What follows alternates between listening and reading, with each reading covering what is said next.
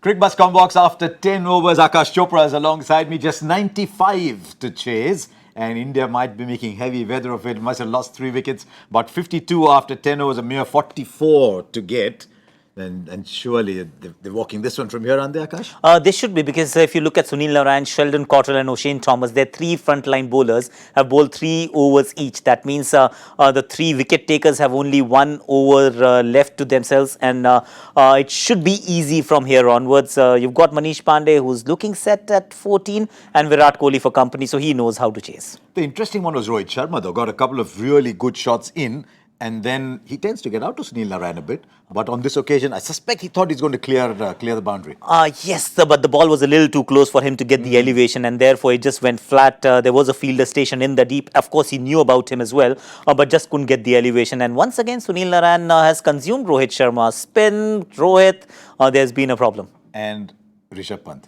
Rishabh Pant, I was actually slightly surprised, Harsha, that he thought was... he'd be 5-2? He should have been 5. I thought he'd be 5. 5-4, because if you're playing Rishabh Pant, he's not your future number 4. You've played Manish Pandey ahead of Shreyas Iyer and KL Rahul, so why not bat him at 4? Now, of course, there was no time wasted. Rishabh Pant came, Rishabh Pant went. Only 1 ball, but that's the way he plays. He live by the sword. Is he a good player at the sweep shot? Because I've seen him get runs off it.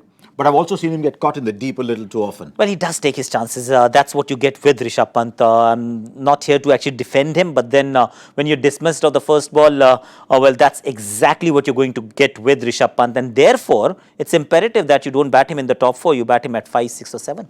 You know, it's interesting that you say so, but because I just did a blog on Rishabh Pant, his best numbers are in long-form cricket. 2 centuries. No wicket-keeper has gone where he has been. A century in England, a century in Australia, triple century in Ranji Trophy. Is he work in progress? Sorry to interrupt you. Is he work in progress in white ball cricket? Yes, he is. I think T20 cricket, he's a slightly more finished product. One-day cricket, he still has a long way to go to even understand his own game and to construct an innings. T20, he'll be all right. If you give him enough opportunities on the trot, I think that's critical. He'll be all right. He'll be a match winner. In one-day cricket, he has some miles to travel. Yes, but luckily he started early. That's one of the big advantages of starting early. So let's look down that then. 58 in the 11th over. When you've got wickets in hand, you tend to sort of accelerate towards the end, don't you? Because then the result becomes apparent to both sides. And that's when you'll also see some long hops coming, some fairly loose deliveries coming your way, because there is Chemo Paul, there will be Carlos Brathwaite. He's just started his first over, conceded 6 already. So he will be conceding runs. The quality of bowling is rather, you can actually say you've already weathered the storm, so to speak. O'Shane Thomas has got 1 left. Cottrell once again 1, Narine 1, Chemo Paul, maybe an over or 2 from Carlos Brathwaite. It's going to get easier from here onwards. Brathwaite's in his first over. It's looking like a walk in the park now. India made heavy weather, lost 3 wickets for 32, but there's a partnership building. But now there's just about, 38 runs to get. Lots of deliveries.